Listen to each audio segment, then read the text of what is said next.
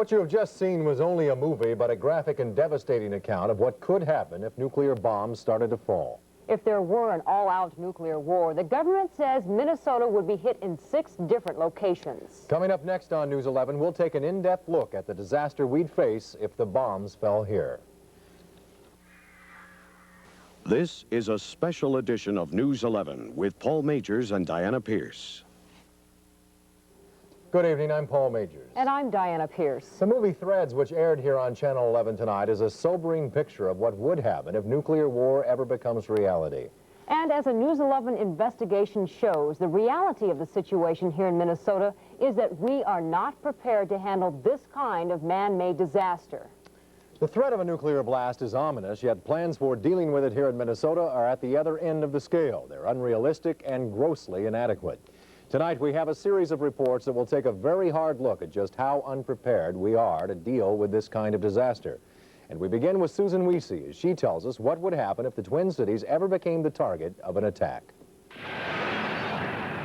3 atomic bombs, each with the explosive force of 5 million tons of TNT, strike 3 Twin Cities targets: the Capitol, the IDS Center, the airport. Each explodes with a brilliant flash of light. Many people, if they turned in reflex to look at the flash of light, would be blinded. In seconds, massive fireballs ignite, vaporizing everything in their paths. Under the force of a blast wave that follows, winds of 300 miles per hour collapse buildings and shatter windows. This is what flying glass can do.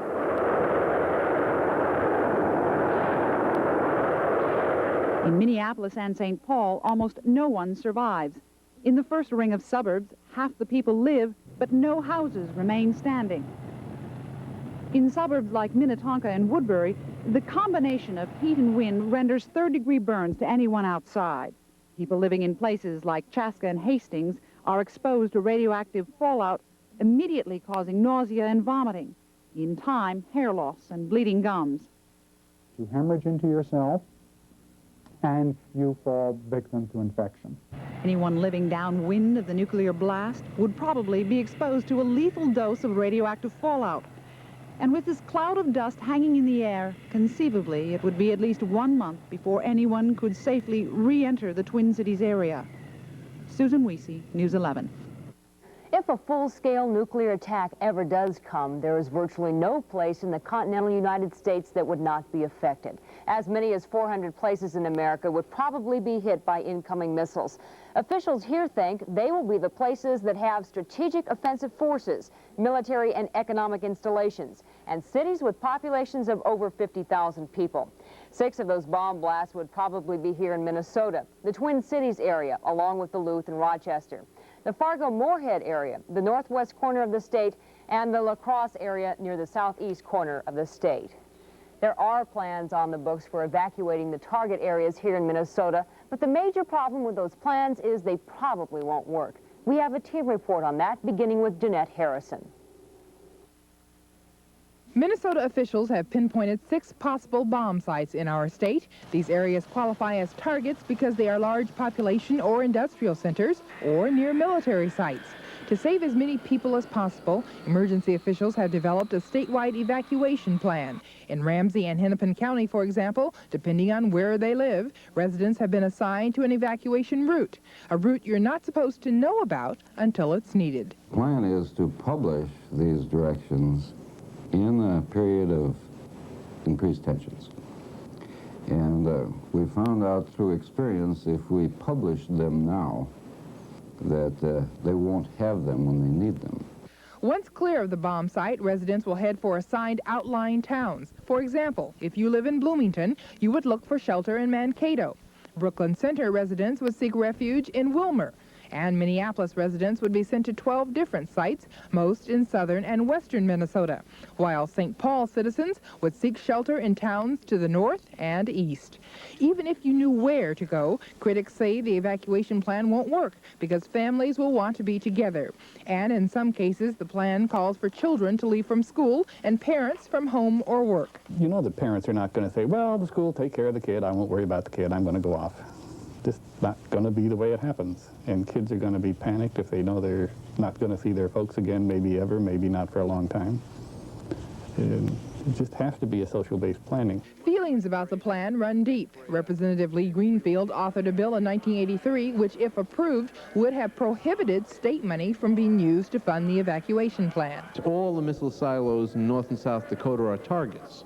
If they're all hit, the amount of radiation that would come across the state given prevailing winds is so high that we have nothing available in this relocation plan that can handle the effect of that radiation. And so it makes little sense to move people where they're just going to die a few days or weeks later.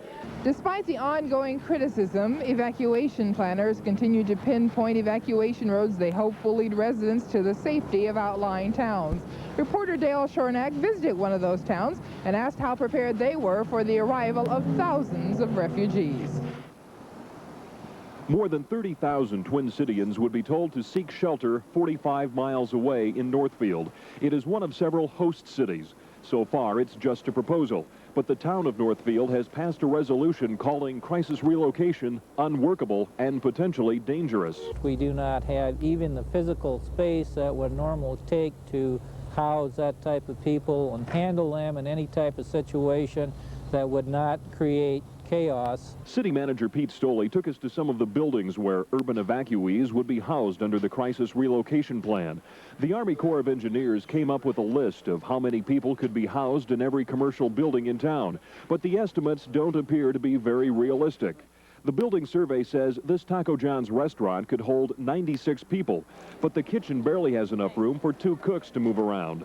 Run downstairs to hide and you'll find there isn't much room there either. At this local cafe, businessmen have gathered to talk over coffee and donuts since about the time the first atom bomb was dropped.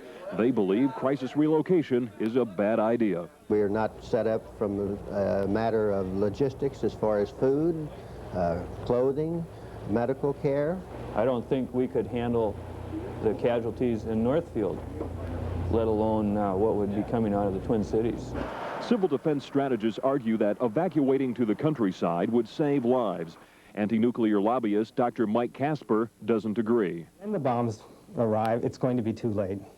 And the only effective action are the actions that can be taken now, before that day. Of the crisis relocation plan, Casper says we should work to prevent nuclear war, not prepare for it. Dale Shornack, News 11, Northfield. Despite the plans for evacuating the metropolitan area, it will still boil down to a question of survival of the fittest among those who survived day one. And there will be little or no medical help for the people who need it. Of the 40 major hospitals and care units in the area, 75% will be out of commission. The prediction is that 50,000 people will need medical help, but that only 7,000 critical care beds will be available for them. The experts also predict that 9 out of every 10 doctors would be dead or injured. There is a system of fallout shelters in the state designed to protect us from a nuclear attack, but as News 11 learned during our investigation, the shelter system that exists here in Minnesota is disorganized and outdated. People don't know where the shelters are, and there are serious doubts they'd do any good even if people did know where to find them. Joan Steffen leads a team report on how badly the system has fallen down. With this do-it-yourself booklet on family fallout shelters, I would build myself the new walls. Back in the cocoon of the 50s, the thinking was with a little planning we could survive nuclear war. Civil defense shelters were as much a part of American life as Pat Boone and the hula hoop, and just as popular. There, in an emergency, we would check our radio for official instructions, knowing we had little to fear from radioactive fallout. There we would sit, waiting for the day, the moment, when the word came that the death-dealing radioactivity, stuff we cannot see, feel, hear, taste, or smell, had gone. But in the years between, fully stocked shelters were stripped of supplies, and food and water was not replaced when the government's approach to civil defense changed. We no longer stock the bomb shelters because it's not cost effective to replenish them and keep them up to date. Now, in the case of nuclear war, food and water would have to be commandeered from grocery stores or food warehouses, if there's time. And if there's a couple of days' time, government planners say they would rather not focus on sheltering people here in the Twin Cities at all, and instead try to move the population to rural areas that they consider safer. But we want to have the comfort of planning to run away or to actually evacuating ourselves if a sneak attack should occur. And if that's the case, then there's another problem. For various reasons, we do not have enough shelters. But the public is not completely aware of the shelters that are usable. Signs may be gone thanks to vandals or just not noticed after years of disinterest. In case of nuclear attack, planners are counting on us having the warning time to seek them out. Joan Steffen, News 11. I'm Mary Stuckey. This is a shelter in Bloomington meant to protect 200 people from fallout after a nuclear explosion. It's the basement of a Chinese restaurant. This is another fallout shelter, the basement of Jefferson High School, meant to house more than 5,000 people for a maximum of 2 weeks. There's no food and no water aside from this that comes from the tap. Now, the stocking of shelters is based on the principle that there is adequate food in the community right now, at supermarkets, in people's homes, at warehouses and so forth, that could be moved into a shelter if necessary within a very short time, within a day or so. But that assumes that you'll have a day to get ready. That's correct. If the nukes are on their way right now, we're in trouble. There's a fallout shelter in this apartment complex and this office building, but few people seem to know about them. Indeed, most people haven't ever checked on where to go for protection from nuclear fallout. I wouldn't know what to do, probably. Probably go in the basement, I suppose. Safest place. If that happened, you wouldn't even have time to get to a fallout shelter. I'm very confident if something like that would happen, unless it was totally devastating, short of that, government would start functioning again after a period of time, and our society would be built up and would exist. The survivors will be those that do some planning, though, and do some thinking about it. These are computer printouts listing fallout shelters in Hennepin County. The lists were last checked 2 years ago. On the list, this church basement. It's supposed to protect 375 people, but bathrooms have been installed closing in the area. Since the 60s and the Cuban Missile Crisis, very little government money has gone into civil defense, but that doesn't mean that individuals can't plan to protect themselves. Mary Stuckey, News 11. And there is another alternative to the public fallout shelters. Since the Cold War heated up in the 1950s, people have been building personal shelters in their homes. It is an expensive proposition. It's about $500,000. It should be at least 5 feet below ground with walls a foot thick and a lead door. Storing supplies becomes a problem depending on how much storage space you have and how long you plan to stay. Also, you'll need probably to buy some guns. That's to protect yourself from people who want to get into your shelter. Coming up, we'll look at some serious questions about just how well the warning systems work here in Minnesota. And we'll talk to Governor Perpich, Father Theodore Hesburgh, and some students in Russia about surviving a nuclear war. We'll have those stories and more as News 11 continues.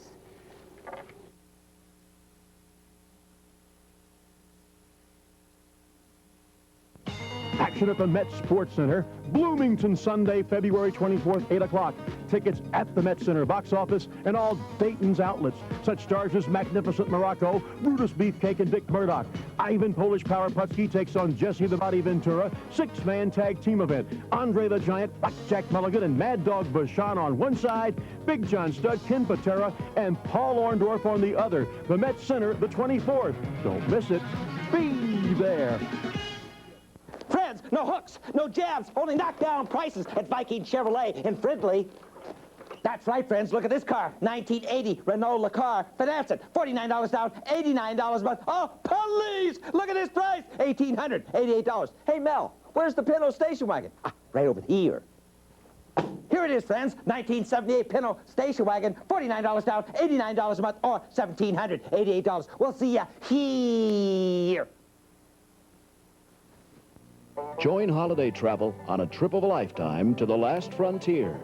Choose from 4 different itineraries starting from $17.99. Tours combine plane, ship, and motor coach transportation. Alaskan tours depart June through August, but call now for your free brochure and your first exciting glimpse of wondrous Alaska. Call Holiday Travel in Roseville, 633-1122. Call soon. One button on your phone works harder than all the rest. May I help you? It can place a call anywhere in America or the world. I'd like to put a call through to London. It helps when you make a mistake. I think I dialed the wrong number. It can even help in emergencies. Operator, I've got to get through to my wife. When you make long-distance calls, isn't it nice to know there's an operator who can help put those calls through? That's operator service. May I help you? Don't give it up. It just wouldn't be the telephone without the operator. You're watching WTCN TV 11, Minneapolis, St. Paul. For the last 3 decades, there have been emergency warning systems in place in Minnesota. They, like many of the other emergency plans, first came into existence during the Cold War of the 50s. But as News 11 has discovered during the last several months of our investigation, the problems with the systems today far outweigh their effectiveness. We have an in-depth look at the problem in a team report beginning with Jeanette Harrison. In case of a nuclear attack, these small black telephones are Minnesota's primary link to national, state, and county officials. The telephones are located in a state highway patrol office in Egan. The office is called Minnesota's First Warning Point. If it's not a test and the telephone rings, the voice on the box will say attack warning. And when each state is called in the roll call, they will answer with Minnesota acknowledges the attack warning. That information is then relayed to other Minnesota counties. The national phone line is tested every day, the state system once a week. If, as in the movie Threads, a nuclear attack knocks out the phones, there is a backup highway patrol radio system. But federal guidelines say this radio room is supposed to be lined with lead to protect equipment from an electromagnetic pulse field common during a nuclear explosion. The room is not lined. In fact, the radio dispatcher sits in front of a large picture window. The test that we do takes 5 minutes a day, and the other 7 3/4 hours are taken up with other duties. We need to know what the weather is like for the patrol work that we do and for various other things, and for just humane reasons, it's awfully nice to be able to see a window. In addition, Minnesota's first warning point is in Egan, only a few miles from the Twin Cities. A nuclear blast here might well destroy the station. Authorities say there is a backup station in Mankato. But what happens if both radio and telephone systems don't work? What would you do? Well, if I had no way of communicating with anybody, I'd get under the desk. State officials say, as in the movie Threads, counties are being encouraged to develop local emergency plans. And they say the state is currently trying to protect our emergency radio system by converting it to a microwave system with built-in safeguards against the damaging magnetic interference common during a nuclear blast.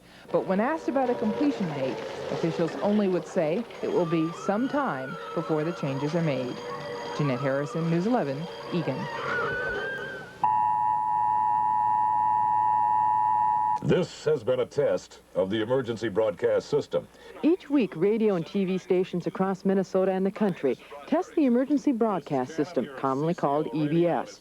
The newswire services, such as AP and UPI, also test the system weekly. EBS is designed to give the president an instant connection to radio and TV stations in case of a national emergency. However, the system has only been used for local and regional disasters, such as hurricanes. EBS has never been activated or even tested on a national scale. So some broadcasters wonder how well EBS would work during a real national emergency. I'll tell you why it probably wouldn't work. Because if the president has a national emergency, he will call in the national radio and television networks, and presto, he will communicate with us. If those networks are somehow incapacitated and he has to go to the EBS as a backup, it's inconceivable that the rest of us will be up and running if the networks aren't up and running. And even if EBS worked, its effectiveness after a nuclear attack would be limited. Nuclear bombs, especially those detonated in the upper atmosphere, create EMP, electromagnetic pulse. The movie Threads illustrates the power of EMP. It can burn out everything from TV sets and radios to car engines and computers. Everything's dead. Some broadcast stations are protected from EMP. However, in Minnesota, the only station with this protection is WCCO AM. And even if CCO could broadcast emergency information after an attack, TVs and radios knocked out by EMP would be useless. Janet Mason, News 11, Minneapolis. I'm Andrea Shane. If the civil defense system in Egan is activated, sirens will be heard all over the state. There are 2,400 in all. They're tested the first Wednesday of each month. When they go off, some people know what's happening. Some don't. What is it? I really do personally think it's ridiculous because you hear it going and you know something's happening. But look, everybody's walking around like they're minding their own business. I don't know what to do. Nobody does. There are additional problems with the alarm. In Minneapolis, you can hardly hear the sirens.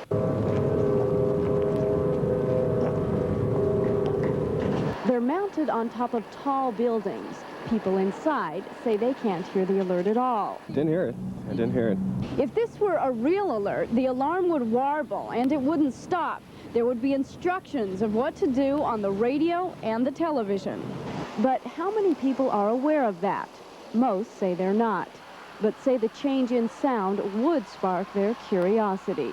I think I'd start to wonder and maybe get to a source of information to find out exactly what was going on. So, for the past 30 years, we've been hearing the alarms once a month, and no one's been reacting. So that system probably wouldn't work. Andrea Shane, News 11. If there is a nuclear strike against Minnesota, most people would simply be on their own to survive. But survivors would need government to set rules after a war. Governments at both the state and local levels do have emergency plans in place, but at that point, it is extremely doubtful that those plans would do any good. News 11's Mary Stuckey got a shocking answer when she asked Governor Perpich what he's been told to do in case of a nuclear attack. I haven't been told. You've been told nothing about how to protect yourself? Nothing, no. Indeed, state emergency officials have no detailed plans for keeping the government going after nuclear war. They do say they'd move the governor away from the Twin Cities, probably to St. Cloud or Mankato. We would move them at the best possible way we could get them. Their automobile, probably. Before he's moved, officials say the governor could stay here in a fallout shelter in the Capitol basement, and they say he'd broadcast to Minnesotans from this radio. But if a bomb hits the Twin Cities, all of this could well be destroyed. The details, I think they could be improved. I think they could have been improved. I think we... Just saying, is there general plans? Yeah, they're very general. We haven't planned for... Specifically, we don't plan for a nuclear war. Before I got the governorship, I've always felt that, you know, if that happens, I just soon be gone with the rest. But now, since News 11 started asking questions, Perpich says he'll request better plans to keep the state running in the event of nuclear war. Plans for city government aren't much better than the state. Alan Constantini reports on what could happen in St. Paul. This is the Emergency Operations Center for the city of St. Paul. This room is where city government is to continue in the event of any natural or unnatural disaster, such as a nuclear attack. You might think that these windows would be a problem. Well, you're right. But the real problem is that this room is on the 7th floor of City Hall, an area that, in the event of a nuclear attack, would almost certainly be vaporized.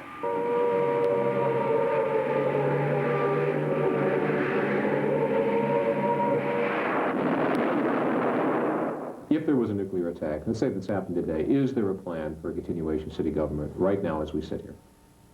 No. Are there any plans to build a protected area? Not at this time. Are there plans to make plans to build a protected area, some kind of a headquarters building, some kind of a facility that would be, say, protected against a blast attack? Not at this time, no. Does this mean that the city of St. Paul is doing nothing about preparation? Not at all. But they are in a holding pattern, waiting for Washington to detail plans on a national level. And Washington has had a change of direction. We had the Kennedy plan, which is basically to hunker down and get underground. And now we have the Reagan plan, which is to get out of town. And we're between those two, and we're not really equipped right now to adequately go underground. And frankly, if we all try to get out of town, it would be very confusing and very busy. Mayor Latimer doubts that survival of such an attack is feasible. But St. Paul has a task force looking into that. They won't be able to complete their plans until sometime in 1986. Where would the residents of St. Paul be? How would key government workers survive? No answers. But what concerns those trying to make plans is a federal approach that planning for nuclear disaster is just like planning for other disasters, just bigger. For every other kind of disaster, just on one level, you can return to the city. If St. Paul is hit by a nuclear bomb, you will not be able to return. There will be nothing left. Civil Defense Director Polanski says the concept of city government survival is there. City Task Force Chairperson Nancy Nagler says the problem is that the effects of nuclear war on St. Paul are beyond conceptualization. How would St. Paul government survive? The answer is they'll make plans in 1986. Alan Costantini, News 11, St. Paul. The concern over an eventual unleashing of a nuclear attack filters down to all levels of society in all parts of the world. Here in this country, it is a constant topic of debate from the U.S. Capitol to the dinner table. Even among the children of the Soviet Union, there is a deep-seated concern about letting the bombs go. This tape is from 3 American psychologists who visited Russia. The entire Earth will become a wasteland. Buildings will remain, but all living things will perish. There were probably no survivors of a nuclear war. Some will live, but will become diseased from the radiation. All the air will be spoiled. The atmosphere will be ruined. There won't be anything living on the earth. Everything will be destroyed. In a recent survey of 55,000 school children in this country, 40% think President Reagan needs to make averting a nuclear war the #1 priority of his second administration. It's no doubt hard to grasp the horror of what a nuclear attack would rain down on all of us. Nothing we've ever experienced firsthand even comes close to the devastation and trauma that would face the survivors of a nuclear holocaust. World War II did end with a warning of what would lie ahead. The bomb blast that leveled Hiroshima, killing thousands of people, was in today's nuclear glossary a simple device. One of the modern nuclear warheads carries 1,000 times the power of the bomb at Hiroshima, and there are literally thousands of those warheads armed, ready, and aimed at targets all over the world. There is, though, the reality that the scenario of threats does not have to be played out, and later on News 11 Extra, we'll hear from a man who does offer some hope, Father Theodore Hesburgh of Notre Dame. We'll be back with the rest of the day's news in just a moment.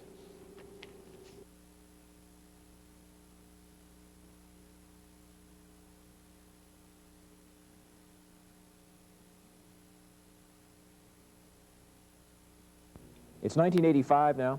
We still have over 184s in stock, and we say enough is enough. Every single one of these 84 cars and trucks will be sold immediately. Over 500 84s and 85s with special discounts from the factory, plus Towsley Ford Subaru discounts that'll save you as much as $2,000. Pickups, vans, Escorts, Tempos, Mustangs, T-Birds, LTDs, Crown Vics, even 4x4s. Some of these models with 8.8% APR financing. You may never have a chance to get a car truck price like these again. Towsley Ford Subaru, White Bear Lake. Book of the Month Club dedicates the next 30 seconds to book lovers watching television right now. In this Sunday's paper, we're offering more than 100 books to choose from. You can have any 4 for $2. And for watching this, you can have an extra book at no extra cost. Just fill in the number of the 5th book at the bottom of the coupon. So look for this announcement in your Sunday paper and get 4 books for $2 plus the extra book when you join. Now, when was the last time you got that much from 30 seconds of television? Race fans, hot rodders! Minor Ford invites you to attend the U.S. Hot Rod Truck Pull and Mud Bog Drag Racing Winter Championship, highlighting the King of the Beast, Bigfoot, down and dirty in the mud in Minneapolis. In the Metrodome for the very first time. This Saturday night. That's this Saturday night. Blast off 8 p.m. in the Metrodome. Choice seats available now at Dayton Store ticket counters. Don't miss this Super Showdown Battle of Champions. This Saturday, 8 p.m. in the Metrodome. Tonight's the night. Start phasing out dry skin with overnight success, the remarkable advance in face treatment technology that virtually reverses the aging look of dry skin. Clinical tests showed measurable improvements after just one night. Overnight success phases away dry lines, phases in softer, smoother, younger-looking skin. Discover overnight success tonight. Wake up to younger-looking skin tomorrow. The top-ranking leader of roughly 500,000 Catholics in the upper Midwest has been charged with DWI. Archbishop John Roach was arrested last night in Chisago County near the town of Lindstrom. He'll appear in court next month to face charges of driving under the influence. The Archbishop was unavailable for comment tonight. News 11 has learned of a series of prostitution busts in the Twin Cities suburb of Richfield. These exclusive videotape pictures of one of 9 arrests made overnight at 5 different locations in Richfield. It's all part of a stepped-up effort by the city to crack down on prostitution. Our News 11 investigative team has been accompanying Minneapolis police officers on prostitution busts since the beginning of this year. And News 11 has found that the punishment doled out often equals little more than just a slap on the wrist. Vice Squad, open that door. The Minneapolis Police Vice Squad at work. The charge will be prostitution, but will the charge stick? For Pamela Graybill, this time the charge will not stick. It will be dismissed in court 11 days later. 1 day before this charge is dismissed, she will be arrested and charged with prostitution again. This time she pleads guilty and is sentenced to 30 days in the county workhouse. But she will spend just a couple of days behind bars and be out on the street again. She is not an isolated case. Judith Lee Loveland was arrested in January on prostitution charges. Case dismissed in February. In 1983, she pleaded guilty to prostitution charges, paid a $50 fine, and as far as our check of court records can determine, never went to jail. In 1984, there were more than 1,200 misdemeanor arrests in Hennepin County for soliciting persons to have sex, and there were 74 so-called gross misdemeanors, meaning the defendants were probably repeat offenders. The overwhelming majority of these arrests were in Minneapolis. What happened to those arrested? Mostly a slap on the wrist and a return to the streets. No statistics are available, but even if convicted, fines are minor and misdemeanors never carry more than a year in jail. What about serious cases? Felony charges with a penalty of a year or more in prison.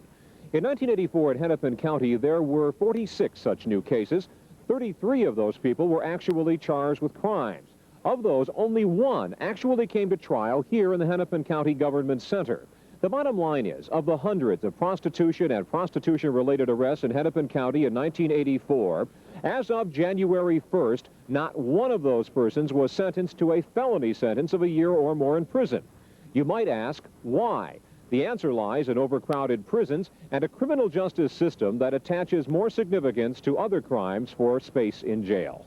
I don't think that the judiciary understands the importance of quality of life violations and how they lead to an ambiance where anything seems to go. The importance of controlling street behavior. If there is police frustration over the attitude of the courts toward prostitution in Hennepin County, it has not slowed their growing arrest totals, all of which provides more defendants for more wrist slapping in court. Alan Costantini, News 11, Minneapolis. Tonight, Hennepin County prosecutors say they will drop charges against a former Augsburg College wrestler. John File, shown here in a red and beige jacket, had been charged with sexually assaulting a co-ed. 5 other Augsburg students were also charged in the incident. The woman who pressed the charges said she had consented to being alone with File, but not the others. When we come back, the farm flap. And a soggy-sounding forecast. We'll be right back.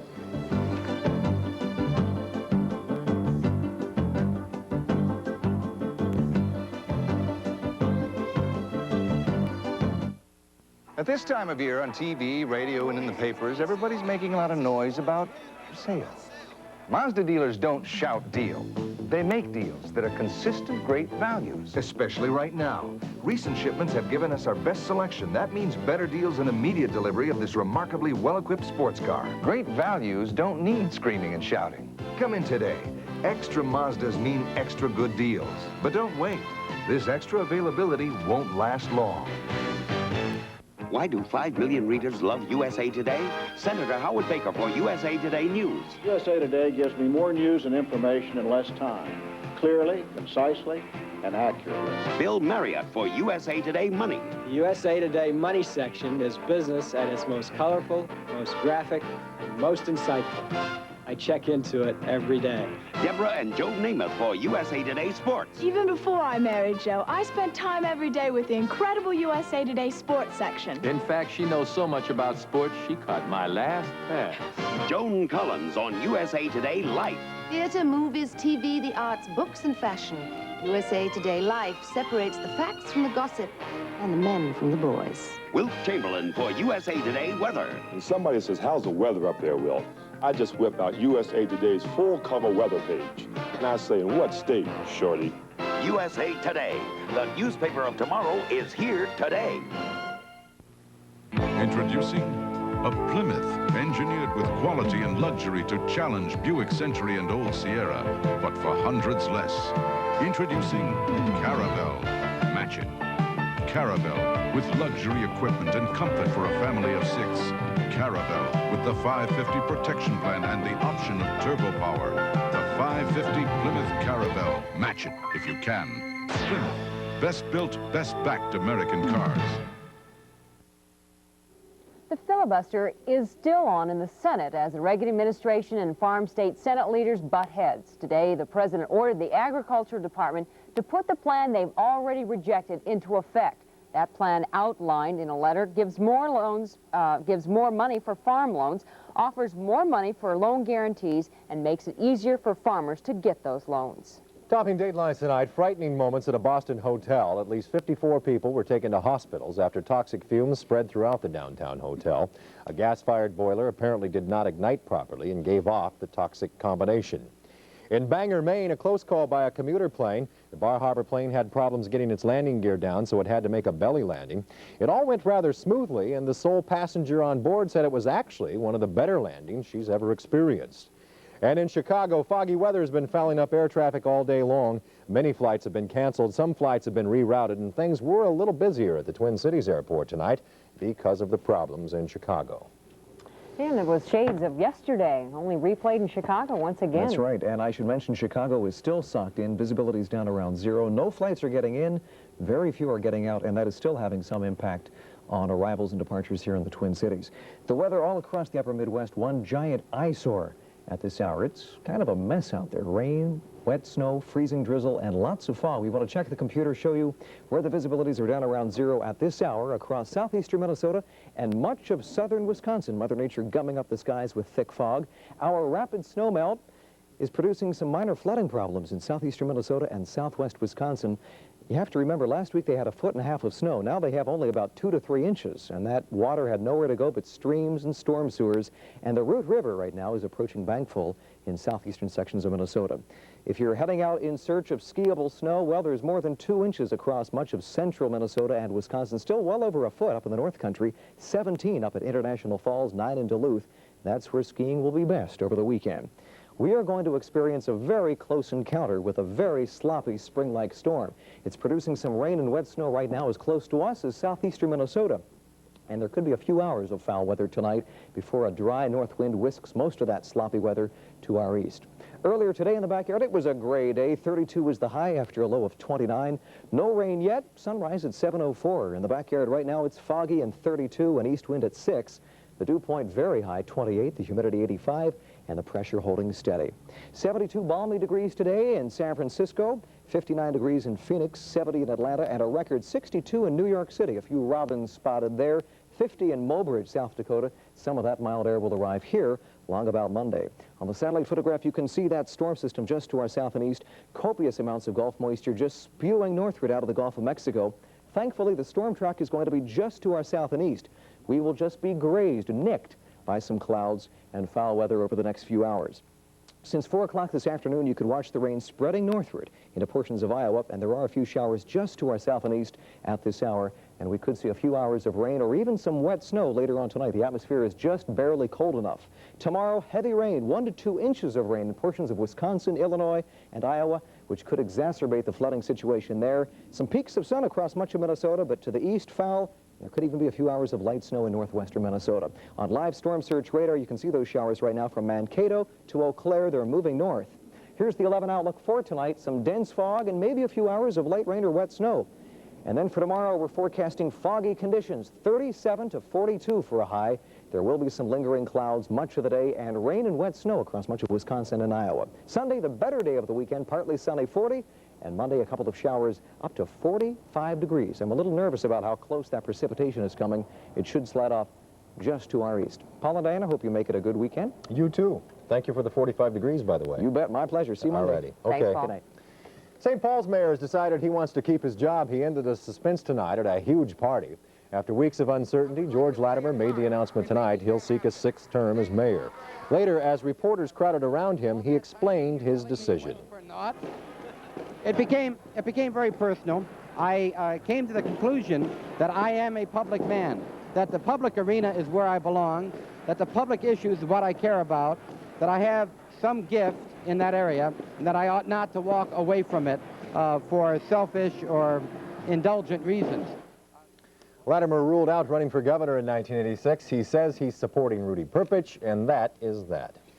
Coming up, a big night in sports at the high school and college level. And at the professional level, the North Stars took on the Blackhawks tonight. Tom Ryder will have highlights when we come right back.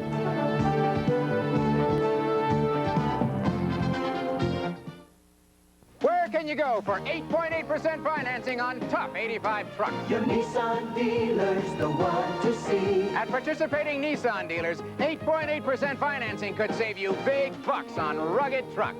Save up to $650 on Nissan Standards. Save up to $1,250 on King Cabs. And up to $1,350 on 4xs. So for 8.8% financing, see the dealers who practically invented the small truck. See your Minnesota Nissan Datsun dealers early tomorrow. All this talk about OnePlus long distance has led to a jungle of confusion. That's why Mid-American Long Distance Company published this booklet to explain how to save money and keep your telephone service just as simple as it's always been. When OnePlus balloting comes to your neighborhood, watch for this in your newspaper or call for a free copy. Read all about it. People in your neighborhood are already saving with Mid-American. Find out why Mid-American is your clear choice for long distance. Morning, boys. This is Butterworth. Hurry up, Frankie. This is going to be a great breakfast. That's because my buttery-tasting syrup is thick and rich, twice as thick as maple syrup. Hurry up with the syrup, Frankie. This is Butterworth takes her own sweet time. Frankie, you're taking your own sweet time. Your turn. Yeah. Mrs. Butterworth syrup behind every great breakfast is a great woman. Oh, thanks. I guess I don't tell Sue often enough how beautiful, how natural she is. Look at her hair. Healthy looking, free-flowing, not fancy. Ivory shampoo and Ivory conditioner don't have lots of fancy ingredients your hair doesn't need. Ivory cleans gently and conditions gently. Not fancy. It's Ivory. I love the way her hair shines when it catches the light. Not fancy, just fabulous. U of M women's basketball coach Ellen Mosier Hansen was honored tonight for her 200th victory as head basketball coach. Friends, fans, and fellow faculty members paid a surprise tribute tonight at Williams Arena. The U of M athletic department asked Tom Ryder to present her with a trophy, and he got the honor of doing just that. We offer her our congratulations. Well, that's nice. That's nice for her, and congratulations to you, too, as well. By the way, there was a trophy in that bag. I was hiding it because it was a surprise. All right, let's go to, in case you're wondering what I'm doing walking around carrying a blue gym bag, right? The St. Louis Blues traded goaltender Mike Liut and his $400,000 a year salary to the Hartford Whalers today for goaltender Greg Millen and former North Star Mark Johnson. Liut's record, 12-12-6, but the Blues, they're in first place, and he had been one of their leaders, but he's gone now. As for the North Stars, they took on Chicago at the Met. The North Stars, would you believe it, played a great game tonight and won it 4-1. Highlights, North Stars came out flying. They got on the board early. Kurt Giles takes Dirk Graham's goal-mouth feed, and that made it 1-0 Minnesota. With the Stars up 2-0, Chicago broke the shutout when former Olympian Ed Olczyk popped it in there, and that made it 2-1. Steve Payne had a good night. Painter all alone in front on this sequence. He scored off Keith Acton's feed. It was Payne's second goal of the game, 23rd of the year. The Stars break their 11-game winless streak. They will host Pittsburgh tomorrow night. Let's go to the NHL scoreboard on the evening. Our computerized board up to the minute scores. St. Louis over Buffalo, and we have the Rangers defeating Pittsburgh tonight. And then here's an update. Edmonton leading Quebec 5-2. That game now in the third. And college hockey, the Gophers hosted North Dakota tonight. The Gophers look strong in the early going. Todd Okerlund broke free and beat Scott Brower. Minnesota led 1-0. But from there, North Dakota took over. Jim Archibald, a North Star draftee, who will be joining the Stars when North Dakota's season is over, scored on that one. His 31st goal of the year was 1-1. The Fighting Sioux took the lead for good, and a goal by Perry Berezan. The same two teams will meet again tomorrow night at Mariucci Arena. And as we check the final score in that game, it was all North Dakota. 6-1 the final. In high school hockey tonight, some scores. Our 10th-ranked team, a close win over Spring Lake Park. Park of Cottage Grove over North St. Paul. In the Section 4 quarterfinals, our 8th-ranked team, Hastings over St. Bernard's, and it was South St. Paul 2-1 over St. Paul Academy. We'll have expanded score coverage tomorrow.